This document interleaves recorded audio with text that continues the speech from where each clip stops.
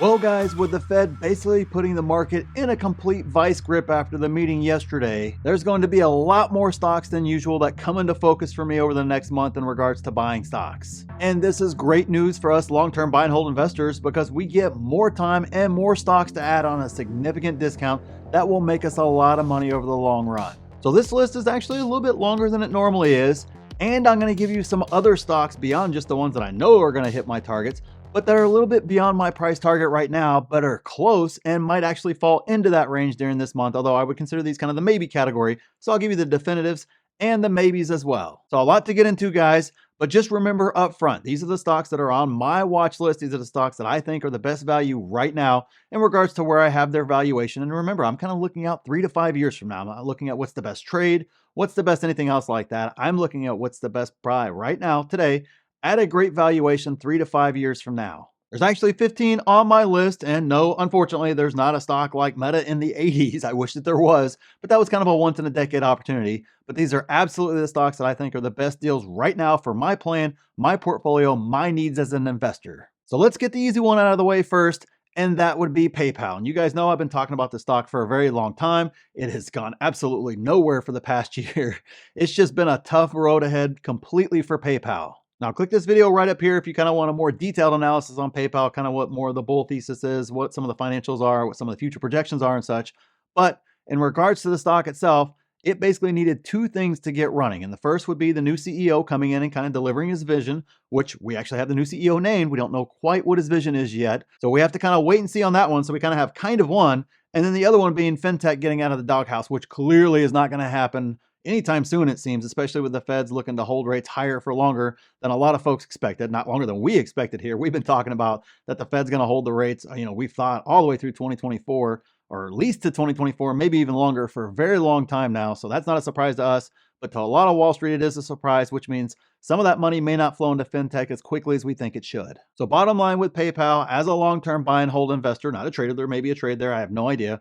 But as a long-term buy and hold investor, you got to be patient with this one because there's a lot of things that we're still in flux on and we don't know and that are working against the stock for now. But hey, that means discount time, which means if they can execute long-term, you stand to make a pretty good chunk of change with this stock. So that right now is why I'm still personally buying the stock. So next up is actually 3 stocks, but they're all dividend plays. And you guys know I started a dividend portfolio to kind of fill out that last pillar or another pillar in regards to income coming into my life and my situation there.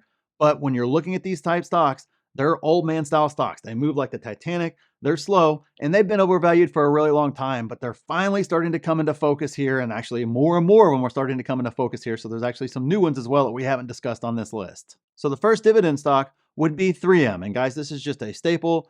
They have competition, but it's very much the same type competition. There's no up and comer in regards to 3M. All the products, everything that 3M makes, there's really nobody out there in industry that can do it at scale the way 3M does. So it's just one of those stocks whenever the valuation gets cheap, in this case, because of a little bit of a lowered guidance and more importantly, the lawsuits and such.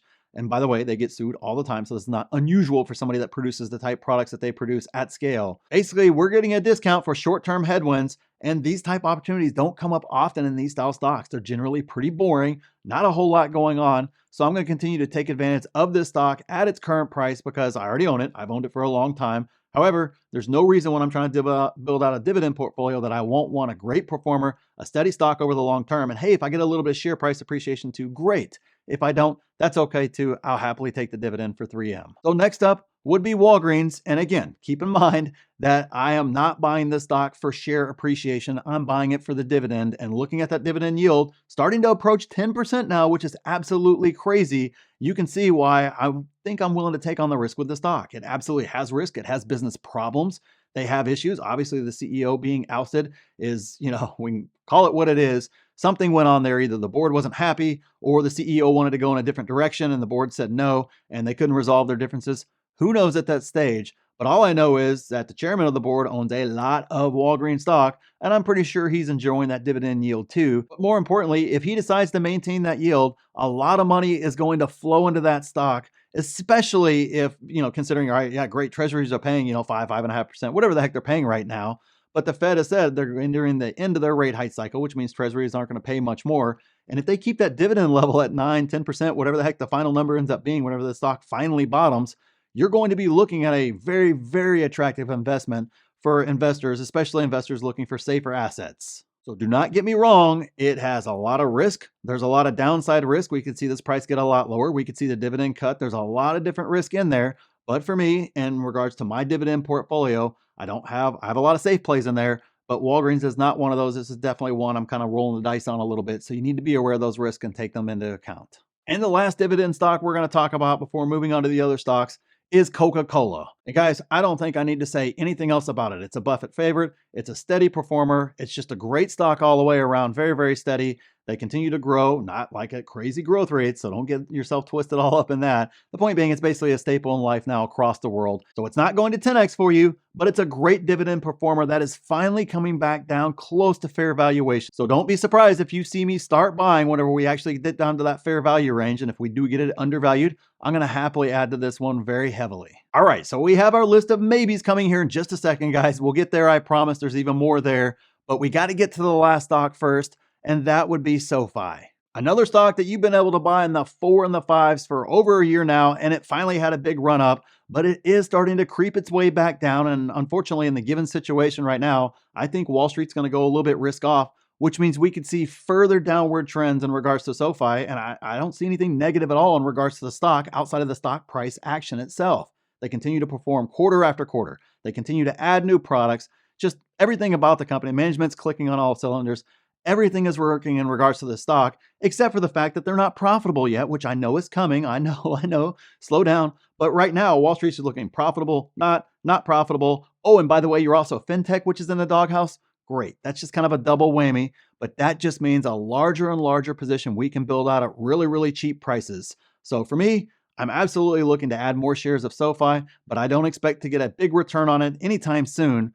But when it does decide to run and run up big, especially whenever they turn that profitability knob over to the profitable side, I expect this stock to really go on a great run. All right, so let's jump over to those maybes because they are absolutely starting to track towards my buy price target range. And we got to talk about them. One you guys have heard about for a long, long time on this channel, and it's finally coming back down into a buy range for me. It's not there yet, but we're getting there, guys. And that stock would actually be Palantir. And I don't need to say anything else about Palantir, right? I got a video right up here you can click on for my latest video on Palantir discussing it. But Palantir to me is just one of those stocks. It's going to be a great long-term stock. They've already turned profitable. Not a whole lot for me to say. It's finally getting back down into that range. It's not quite there yet, but we're getting close enough to where, hey, we just need a couple down weeks and we may very well be right there in regards to Palantir. And the other stock is a new stock. I don't think I've ever talked about on the channel here. Maybe I have. I don't know. Comment down below if I have. But it's one of my dividend picks for my dividend portfolio, and that would be Target. And again, it's a stock. I understand some of the controversy that's gone on. It's got some short-term headwinds. But it's not like Target isn't going to be around 20 years from now, 30 years from now. They're going to continue to grow. Growth rates are going to continue to move forward at, not a blistering pace or anything else like that. But as much as we love Walmart, there's a lot of folks who prefer to shop at Target. And so it's one of those staples that I wanted in my dividend portfolio.